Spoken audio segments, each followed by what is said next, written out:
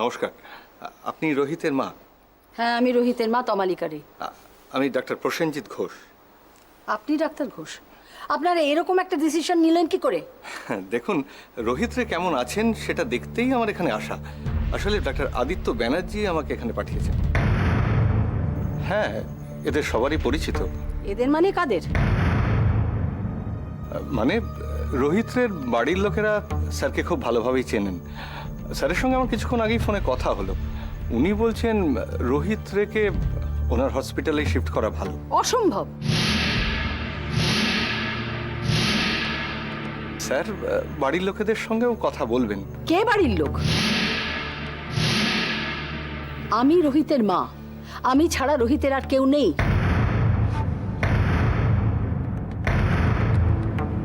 দেখুন ডক্টর, আমি বলছি রোহিতকে এখন শিফট করা যাবে না।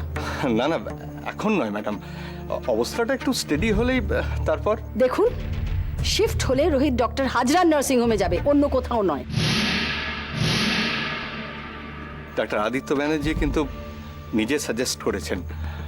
আসলে রোহিতের চিকিৎসা এখানে ঠিক মতন হচ্ছে না। সেটা আমি বুঝবো। ম্যাডাম, আপনি রোহিতের বাড়ির লোক আমিই ডক্টর, চিন্তা নেই। আমি যেটা ভাববো সেটাই হবে। কিন্তু এটাই আমার শেষ কথা। কিন্তু মিসেস লতা গুহ। কে লতা গুহ? শুনুন, আমি রোহিতের মা। আমি ছাড়া রোহিতের বাড়ির আর কোনো লোক নেই। আর আপনার স্যারকে বলে দেবেন যে রোহিতের মা লন্ডন থেকে এসে গেছে। এবার থেকে তার ভালো মন্দ সবকিছু আমি ঠিক করব। Okay madam. আর একটা কথাও আপনার স্যারকে বলে দেবেন যে এবার থেকে যা কথা বলার ফোনে তিনি যেন আমার সঙ্গেই বলেন, অন্য কারোর সঙ্গে নয়। তমালিকা, কি চাই? কি হয়েছে? রোহিত কেমন আছে? ভালো। কি হয়েছে আমাকে বলো, আমাকে লুকিও না প্লিজ। ইনি আমি শিবানী গুহ, রোহিতের পরিচিত। ডাক্তারবাবু, আমার রোহিত কেমন আছে? ভালো আছে। আমি কথা বলছি, তোমার রোহিত যাতে ভালো থাকে সেই বিষয়েই কথা বলছি। এখন আমরা একটু আলাদা কথা বলবো, তোমরা যদি আমাদের একটু একা ছেড়ে দাও।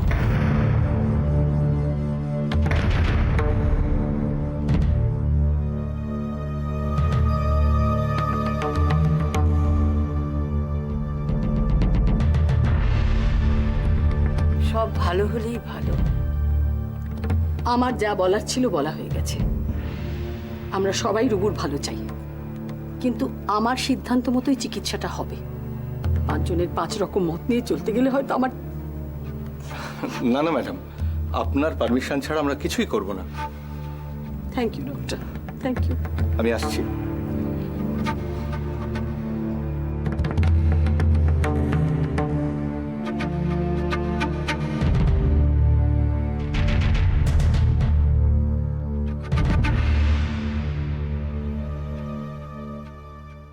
এত ভালোবাসেন আমাকে?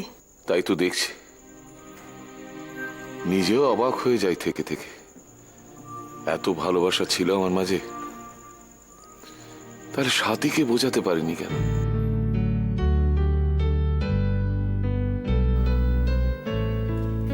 কেন একরাশ অভিমান নিয়ে সাথী আমাকে আজও দোষী ভাবে কে জানে। স্মৃতিতে সিঁদুর নেই, কপালে টিপ নেই, সাথে মেয়ে, হয়তো বিধবা। সাথী কাকে বিয়ে করেছিল আমি জানি না, আমি কিচ্ছু জানি না। শুধু অভিমান আর জ্বালা বুকে নিয়ে।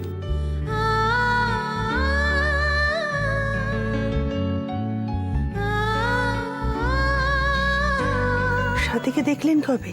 নার্সিং হোমে। কোথায় থাকেন? জানি না, জানি না, জানতেও চাই না। যা গেছে তা গেছে। না ফিরে পাবো কলেজের সেই দিন, না ফিরে পাবো তরতাজা সেই মনটাকে। যা গেছে যাক।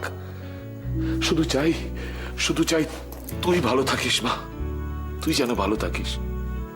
আপনার কথা শুনে চললে আমার যে ভালো হবে সেটা আমি জানি সিংহমশাই, কিন্তু কিন্তু ভেতর থেকে একটা মন ফুঁসে ওঠে, অরিন্দম সেটা কত অন্যায় করে পার পেয়ে যাবে। পার পাবে না, একদিন ও ঠিক ধরা পড়বে। এ তো সান্ত্বনার কথা সিংহমশাই। না মালবিকা, একদিন জেদের মাথায় সাথীকে আমি বলেছিলাম যে তোমাকে ভালোবেসে সারা জীবন তোমার সঙ্গে থাকতে পারবো না, আমি তোমাকে ভালোবাসি না। মিথ্যে বলেছিলেন? হ্যাঁ, ভেবেছিলাম সাথী কোনোদিনই বোঝেনি আমার এই মিথ্যেটা, কিন্তু আমি নার্সিংহোমে বুঝেছি যে আমি কোনোদিন সাথীকে ভুলটা বোঝাতে পারিনি। কি হলো হঠাৎ সব পুরনো স্মৃতি কেন এইভাবে আছড়ে এসে পড়ছে? এই সব তোর জন্যে। কেন? কেন কেন রোহিতকে এত ভালোবাসিস? তা তো জানি না, শুধু জানি ভালোবাসি। তোর এই ভালোবাসার পাগলামিটা বোধহয় ছোঁয়াছে, কিন্তু রোহিত যদি তোকে কোনোদিনই না বোঝে। না, ভাবতেও শিউরে উঠি। কিন্তু জানেন, কি? না কিছু না। কি বল? রোহিতকে যখন ছুঁই, ও কি করে জানি ঠিক বুঝতে পারে আমি মালা। কি সুন্দর জড়িয়ে ধরে। অন্তরে আছো তুমি, তারপর হৃদয় জুড়ে আমার ভিতর। জানেন সিংহমশাই, সেদিন রোহিত যখন আমার কোলে শুয়ে বলল, মালবিকা আপনিও। মালবিকা, আপনিও? সিংহমশাই, কি করে বোঝাবো ওকে আমি নির্দোষ? বলুন না। আগে সুস্থ হোক, কথা বলার মতো অবস্থায় আসুক। যদি আমাকে ভুল বোঝে, যদি আমার কথা শুনতে না চায়, যদি বলে তুমি দোষী, যদি যদি যদি যদি ধরো যদি রোহিত বুঝতে পারে,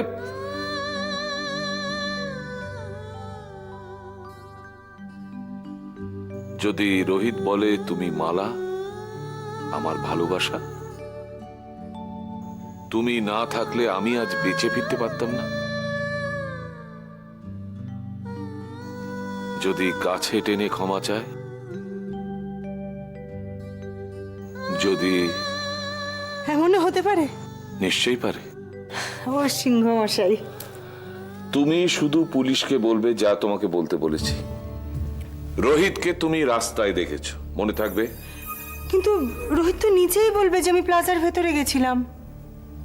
আগে রোহিত বাঁচুক, তারপর সেসব কথা ভাবা যাবে।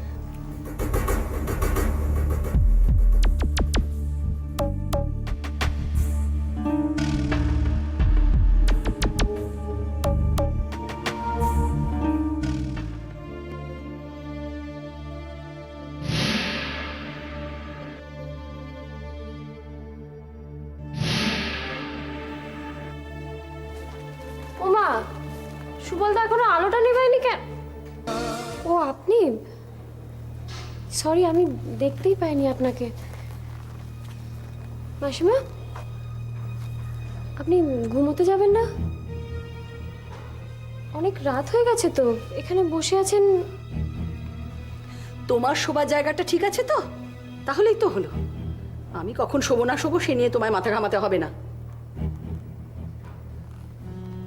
সুবলদা বলছিল আপনি আজকে রাত্রে কিচ্ছু খাননি। আমার ছেলেটা নার্সিংহোমে মৃত্যুর সঙ্গে লড়াই করছে, আর আমি মা হয়ে খাবার আমার গলা দিয়ে নামবে না। একটু দুধ খাবেন? দেব? তুমি শুতে যাও।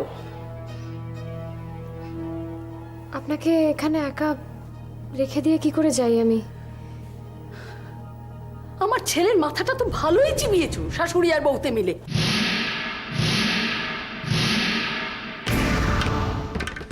যেই সুযোগ পেয়েছে মেয়ে নাতনি বউ সব এনে আমার বাড়িতে তুলেছে। এভাবে বলবেন না মাসিমা, আশ্রিতা আমরা এখানে ঠিকই, কিন্তু এতে আমার শাশুড়ি মায়ের কোনো হাত নেই। আমার নিজের বাড়িতে ঢুকে তো আমি বাড়িই চিনতে পারি। এক এসেছিল মালা, কতবার বারণ করেছিলাম, রুবুর ডিভোর্সি মেয়ে, তাই দুটো বাচ্চা, নিজেকে জড়াস না। তখন তো আমার সমস্ত কথাই অসহ্য লাগতো, আমার কোনো বারণই শুনলো না। মালার মৃত্যুটা রোহিত আজও মেনে নিতে পারেনি। তাই তাই বুঝি নিজের স্বামীর মৃত্যু শোক ভুলে রোহিতকে সান্ত্বনা দিতে চলে এসেছো? আচ্ছা, তোমরা সবাই মিলে কি আমার রুবুটাকে মেরে ফেলতে চাও? না মাসিমা, না, সারাক্ষণ রোহিতের ভালো চাই আমাদের দিন কাটে। একবারও ভাবলে না যে রোহিতের ব্যবসা সবে আবার দাঁড়াতে শুরু করেছে, এখন ওর ঘাড়ে বোঝা হব না? বলেছিলাম মাসিমা, বারবার বলেছিলাম, উনি শোনেননি, উনি কিছুতেই শোনেননি আমার কথা। রুবু তো কোনোদিনই কড়া কথা বলতে পারে না। বুঝতে পারছি আমাদের এখানে এসে থাকাটা আপনার কাছে একটা শখ। শিবানী গুহকে আমি বারবার বলেছিলাম রুবুর জীবন থেকে সরে দাঁড়াতে। একটা সময় এসেছিল যখন রোহিতের পক্ষে আর একা থাকা সম্ভব ছিল না। সোনালি তখন রোহিতের ডান হাত হয়ে গিয়েছিল। বলতে পারেন ওই দুই ভাই বোনের ভালোবাসাই আমাদেরকে এখানে এসে থাকতে বাধ্য করেছিল। রুবুর কোনো বোন নেই, থাকতে পারে না। ওর একটাই বোন ছিল, সেও আজ আর নেই। ওর আর কোনো বোন থাকতে পারে না, গুহ পরিবারের তো কেউই নয়। আপনি শুতে চলুন মাসিমা, আপনার মনের অবস্থা আমি বুঝতে পারছি। কিচ্ছু বুঝতে পারছো না, কিচ্ছু বুঝতে পারছো না। আমার একটা মাত্র ছেলে আজ নার্সিং হোমে, আইসিইউতে। আমার বাড়ি সেটা একটা ধর্মশালা হয়ে উঠেছে। এক ঘরে অলি কিরিট, এক ঘরে সোনালি, আর এক ঘরে লতা গুহ আর তার মেয়ে। আমি কোথায় শোবো বলতে পারো? ঠিক আছে, আমি এই সোফাতেই সারা রাত কাটাবো, তুমি এখন যেতে পারো। মাসিমা, সোনার ঘরটা আমি পরিষ্কার করিয়ে রেখেছি, আপনি চলুন। ও আমার ঘর। শোনো, ওটা সোনার ঘর নয়, ওটা আমার ঘর। একটা কথা মনে রেখো, রুবু এখন অসুস্থ বলে আমি কিছু বলছি না, কিন্তু এটা রুবুর বাড়ি, এটা রোহিত রের বাড়ি। আমাদের দয়া করে থাকতে দিয়েছে এইটুকু, সেই বুঝে চলো।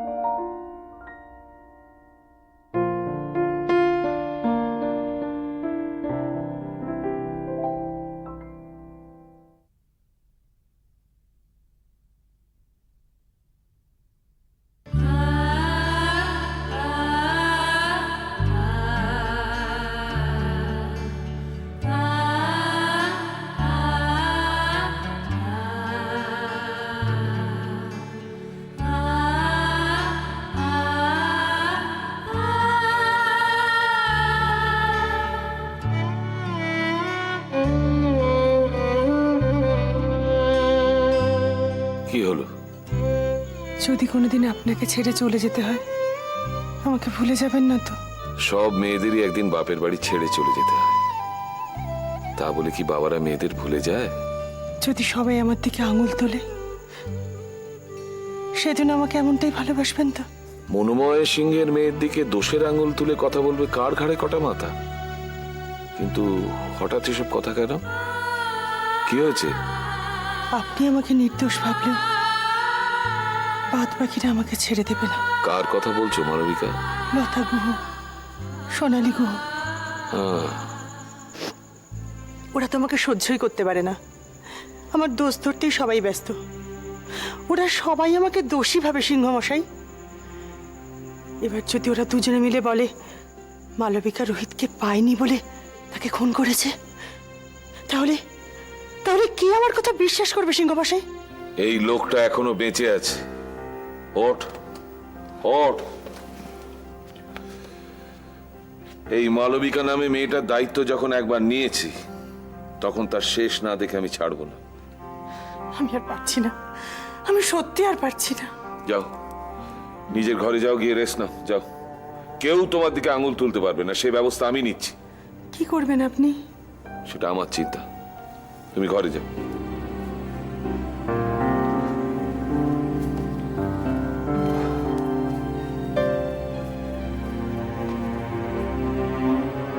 লতা গুহ, সোনালি গুহ, লতা গুহ,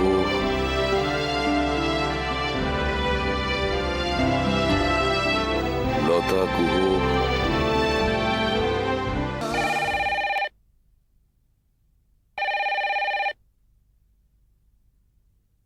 হ্যালো। হ্যালো, এটা রোহিতের বাড়ি? হ্যাঁ, আমি মনোময় সিংহ বলছি। নমস্কার, আমি লতা বলছি। আসলে ওই রোহিতের খবর নিতেই ফোনটা করছি। রোহিতের নিঃশ্বাসের কষ্ট শুরু হয়েছে। সে কি? কোন একটা ওষুধের সাইড এফেক্ট থেকে এটা হয়েছে। কোন ওষুধ? সেসব তো কিছু বললেন না। তুমি গেছিলে? হ্যাঁ, আমি তো বারবার বলছি রোহিতকে আদিত্যর হাসপাতালে শিফট করো, সেখানে সকলেই চেনা, এক্সট্রা কেয়ার পাবে, এক্সট্রা টেনশন পাবে। দেখছি কি করতে পারি। শোনো লতা, তোমার সঙ্গে আমার একটু বিশেষ দরকার আছে। বলুন। না, ফোনে নয়, একটু সামনাসামনি বলতে হবে, প্রয়োজনটা ব্যক্তিগত। ও আজ একবার আসতে পারবে? হ্যাঁ, পারবো। আমি তাহলে তোমার জন্য ওয়েট করছি। ঠিকানাটা? আমি জানি, আমি যত তাড়াতাড়ি সম্ভব আসছি।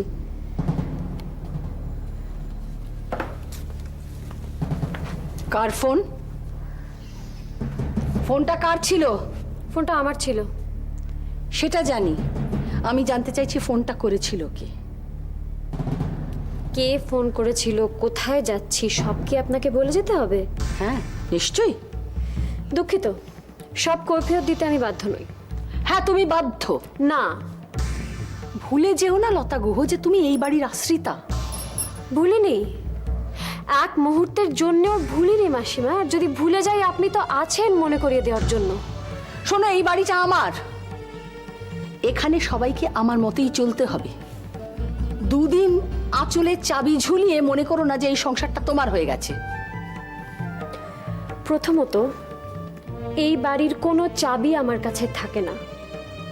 আর দ্বিতীয়ত, রোহিত শুধু এইটুকুই বলেছেন যে আমি যেন নিজেকে আশ্রিতা না মনে করি।